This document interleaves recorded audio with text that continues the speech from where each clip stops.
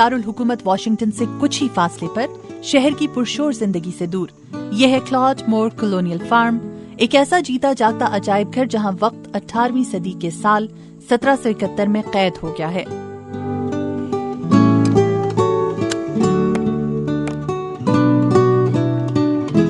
आज से 3 सदियां कबल अमेरिका का ये खित्ता यूरोपीय कौमों से आबाद हुआ। उस वक्त 26 अमेरिकी रियासतें सल्तनत बरतानिया के तहत चलाई जाती थीं। तारीख उस दौर को कॉलोनियल एरा या नौ आबादियाती दौर के नाम से याद करती है।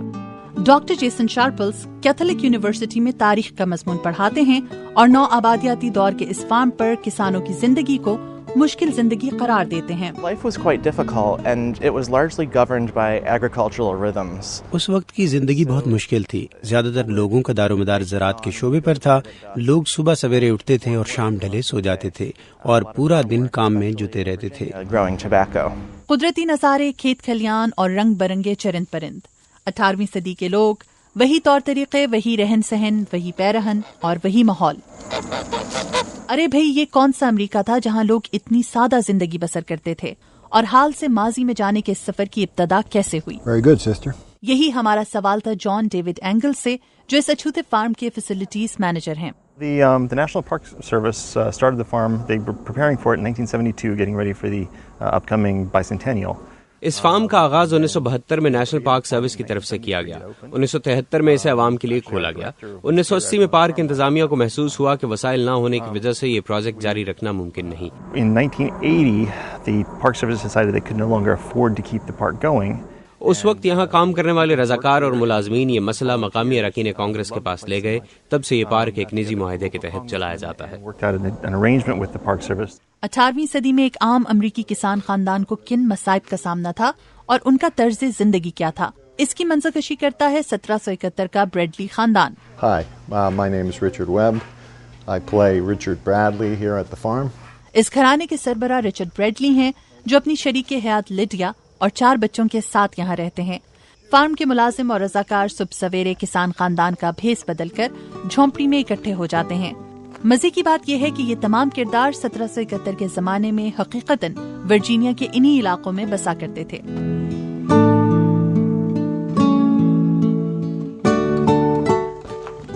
Are you allowed anywhere on the public off of the public bounds of the farm without letting us know? No. Lydia Bradley सब रजाकारों को उनके किरदारों के बारे में तफसीलन समझाती हैं। तारुफ के बाद ये घराना 2 हिस्सों में तकसीम हो जाता है। मिस्टर ब्रेडली खेती बाड़ी का साजो सामान लेकर खेतों का रुख करते हैं, जबकि मिसेस ब्रेडली बेटियों के साथ किचन गार्डन में चली जाती हैं। 100 एकड़ जमीन का ये टुकड़ा इस खानदान की कुल मता और इस पर बना घर और खेत ब्रेडली खानदान का तमाम असासा है। ये छोटी सी झोंपड़ी भी मिस्टर ब्रेडली ने लकड़ियां तराश कर खुद खड़ी की है। ब्रेडली खानदान के हर फर्द की जिम्मेदारी अलग है। बच्चियां सुबह सवेरे पानी भरने पर मामूर हैं। पानी भरने के बाद खातून खाना और बच्चियां घर के सामने बने किचन गार्डन में कुदालें लेकर मुख्तलिफ पौधों की पनीरियां लगाती हैं। ये ब्रेडली खानदान के घर के पास का हिस्सा है। यहाँ पर खुदाई की जा रही है और आप देख सकते हैं कि ये लोग खुदाई कर रहे हैं इसलिए क्योंकि ये कुछ सब्जियां काश्त करना चाहते हैं, क्योंकि ये अपने बाग की उगाई हुई सब्जियां ही खाते हैं।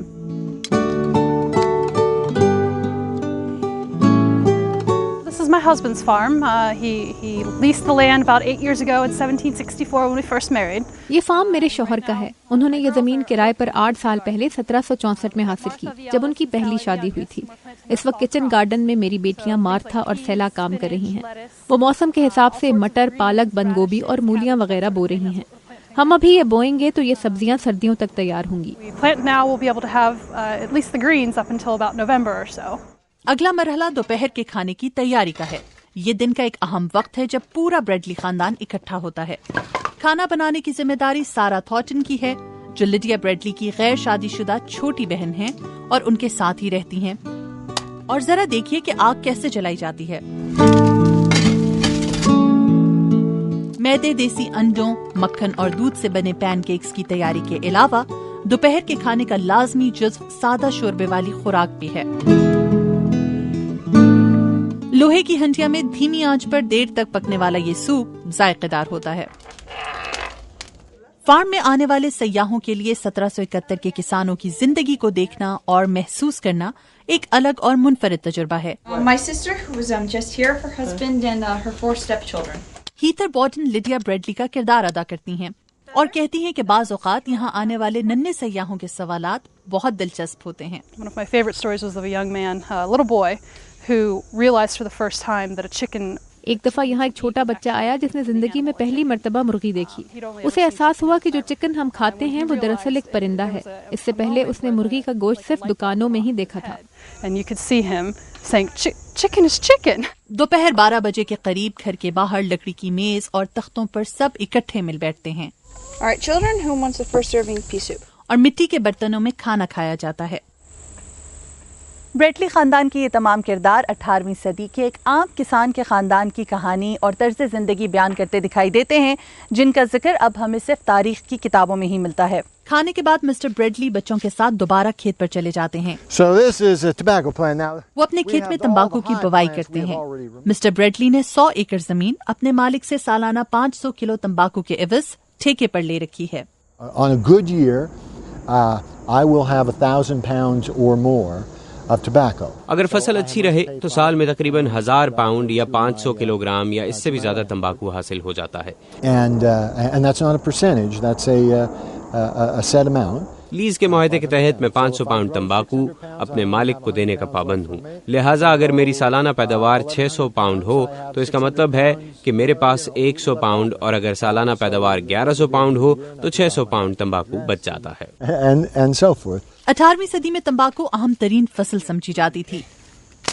تمباکو کی اہمیت کا اندازہ یہاں سے لگائیے کہ اس وقت ریاست ورجینیا کی کل آمدنی کا 80 سے 90% تمباکو سے ہی حاصل کیا جاتا تھا. Tobacco is very strictly regulated here in 1770 میں ورجینیا کی مجموعی آمدنی کا 85% تمباکو سے حاصل ہوا تھا. تو آپ اندازہ لگا سکتی ہیں کہ ہماری معیشت کے لیے تمباکو کی کیا اہمیت ہے. یہاں تمباکو کی خرید و فروخت کے لیے ایک ادارہ قائم ہے. اگر ہم اس ادارے کے اصولوں کے تحت تمباکو فروخت نہ کریں تو خلاف ورزی پر ہمیں پھانسی کی سزا بھی ہو سکتی ہے. یہ یہاں ایک سنگین جرم ہے. I could be hung. It's a hangable offense. That's how serious they take it. Richard Bradley کے لیے زندگی کا پہیہ چلانا آسان نہیں. صبح کب ہوتی ہے، سورج کب ڈھلتا ہے وہ نہیں جانتے، لیکن موسم کی سختیاں ان کے کام میں رکاوٹ ڈالتی ہیں.